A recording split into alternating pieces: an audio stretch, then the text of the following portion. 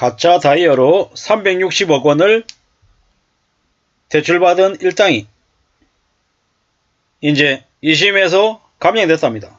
이게 무슨 일입니까? 말도 안 되는 일인 거죠. 새마을금고에서 가짜 다이아몬드를 담보로 해서 380억 원의 대규모 사기 대출이 이루어졌죠.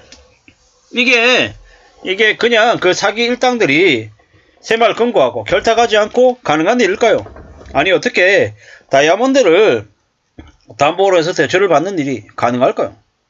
황금성이 떨어지는 보석을 담보로, 그것도 정밀한 감정평가도 없이 수백억 원의 대출을 해줬다. 이는 새마을금고라고 하는 곳에서 일어나고 있는 부정부패 비리가 매우 만연했다라고 볼 수 있는 겁니다. 말이 되냐고요. 다이아몬드가 감정가가 얼마인지 어떻게 아냐고요. 그리고 그걸로 어떻게 1억도 아니고 380억을 대출해 줄 수 있겠냐고요. 이게 지금 이제 새마을금고에서 벌어지고 있는 일들입니다. 새마을금고가 괜찮을 수 있겠습니까? 저게 새마을금고 자체로 저게 가능한 얘기일까요? 정치권과 경제권에 온갖 추악하고 더러운 일들이 연루가 되어 있는 게 아닐까라는 의심을 할 수밖에 없는 거죠. 저게 무슨 일입니까? 무슨 일? 게다가 있잖아요. 2심에서 감형이 됐답니다. 저 또한 무슨 얘기입니까? 아, 짜고 치는 고스톱이었구나. 그리고 정관예우 변호사, 무지하게 비싼 변호사 썼구나. 그리고 그 비싼 변호사가 판검사하고도 연결이 돼 있어서 또 형을 저렇게 줄여주는구나. 이런 생각들이 드는 거죠. 380억 원을 대출받은 대부업체 대표, 새마을금고 간부, 브로커. 이 뭐겠습니까, 이들? 다 짜고 친 거죠. 저 380억 원 어떻게 됩니까? 회수가 되겠습니까? 회수가 안 되는 거죠. 새마을금고 중앙회 전 본부장이 브로커한테 돈을 받고 지역 대출 담당자에게 대출 잘해주라고 압력 넣고 그런 거죠. 보통 은행권들은 주택이나 건물이나 토지 등의 부동산하고 자동산, 금, 보석 등 동산도 담보물로 잡을 수는 있죠. 하지만 동산은 평가에 따라서 가치가 천차만별이죠. 그래서 보통 부동산을 담보로 잡는 경우가 대체적이다라는 거죠. 다이아몬드 같은 거는 담보로 거의 안 잡는다라는 거죠. 참 어처구니가 없죠. 부동산 또한 마찬가지입니다. 감정가를 누가 매기냐에 따라서 감정이 왔다 갔다 하는 거죠. 평당 만원짜리가 평당 100만원짜리도 될 수 있다. 그럼 100배잖아요. 100배. 1억 빌려줄 걸 100억도 빌려줄 수 있다라는 겁니다. 짜고 치기만 하면 말이죠. 어처구니가 없는 얘기입니다. 저러한 일들이 저 사기 행각이 2년 동안 25번에 걸쳐서 16개 지역 새마을금고에서 벌어졌답니다. 그리고 이런 사기 행각이 계속되는데도 허위 감정평가서 믿고 380억 원을 대출해준 건 납득하기 어렵죠.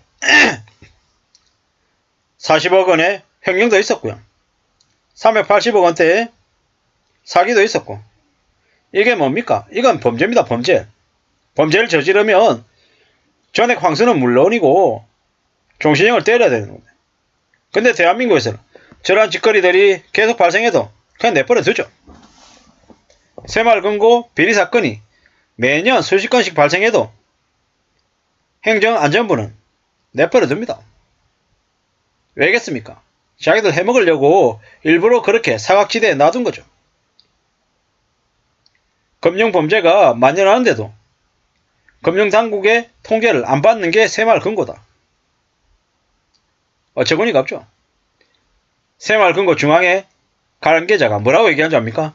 이번 380억 대출은 보석감정평가를 더 면밀하게 했어야 되는데 미흡한 부분이 있었다. 유사한 사례가 재발되지 않도록 대책을 마련하겠다. 이게 그들이 하는 얘기입니다. 실제로 어떻습니까? 보석감정평가를 면밀하게 했어야 되는 게 아니라 보석을 담보로 대출해줘서는 안 되는 거였던 거죠. 말도 안 되는 담보물로 대출을 해준 것 자체가 범죄였다라는 것. 근데 아무렇지도 않게 무덤덤하게 여긴다는 것. 이게 새마을금고에서 벌어지고 있는 일이라는 겁니다. 새마을금고 관련한 새마을금고발 이제 저 부채폭탄 저 사기 행각들이 확산이 되면 어떻게 되겠습니까? 우리 사회에 엄청난 후폭풍이 될까 우려스럽습니다. 가짜 다이아로 380억 원을 사기 대출 받았지만 2심에서 감형이 된다. 말이 되냐고요. 이게 범죄가 처벌이 어떻게 되냐면 징역 3년 6개월, 벌금 8천만원, 추징금 5천만원 이게 달합니다. 1심에서 징역 4년에서 벌금 1억 2천만원, 추징금 5천만원보다 형량이 줄었답니다.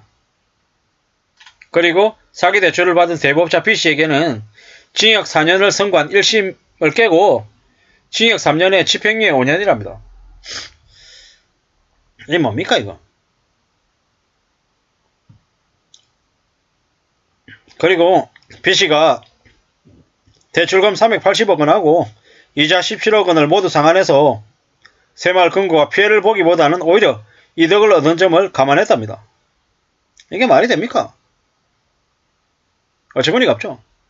그리고 A씨도 브로커 C씨로부터 부정청탁의 대가로 돈을 받았다고 판단하면서도 A씨가 2천만원을 반환한 점을 고려해서 감정했답니다. 어처구니가 없죠. 이게 무슨 나라인가 싶은 거죠. 저렇게 사기를 치고 돈을 해먹었는데도 뭐 형이 줄어드는 저게 지금 현재 대한민국에서 벌어지고 있는 일입니다. 한국에서는 사기를 쳐도 비싼 변호사 쓰고 재판하면 형을 줄일 수도 있고 처벌을 안 받을 수도 있다라는 그런 나쁜 인식들이 저 사건으로 인해서 사람들에게 확산되는 것 같습니다. 씁쓸한 얘기죠. 어쩌다가 나라가 이 모양인가 싶은 거죠. 금융범죄를 저지르면 절대로 가만히 놔둬서는 안 됩니다. 그냥 내버려 두면 어떻게 됩니까? 나라 꼴이 더 엉망이 되는 거죠. 지금 이제 나라 꼴이 점점 더 엉망이 되어가고 있습니다. 이게 현실입니다. 앞으로 우리의 삶이 어떻게 되겠습니까? 함부로 믿어서는 안 되겠다. 더 조심해야겠다. 더 의심해야겠다. 라는 생각밖에 안 듭니다. 이래저래 우리는 더 정신 차리고 더 조심하고 더 염려하면서 살아가야 될 것 같습니다. 그게 아니고서는 절대로 괜찮지 않다 라는 말씀을 드립니다. 참 황당한 일들이 여기저기에서 터져 나오고 있습니다. 새마을 금고 관련해서 이런저런 얘기들이 많아질수록 어떻게 되겠습니까? 새마을 금고 발 뱅크런이 확산될 것 같습니다. 나라가 사기꾼이고 나라가 저렇게 무관심한 탓에 큰 도둑들이 더 늘어나는 것 같습니다. 저기에는 지금 현재 정치인들, 현직 정치인들이 연계가 되어 있을 것이고 관료들도 연계가 되어 있고 새마을 금고 등 거기에 실제로 종사하는 이들도 같이 연루가 되어 있을 겁니다. 어쩌다가 생긴 일이 아니라 계속 있어왔던 일 같습니다. 국민들이 더 감시하고 행안부가 아니라 금융당국이 새마을 금고를 제대로 관리하고 통제해야 될 것 같습니다. 이상입니다.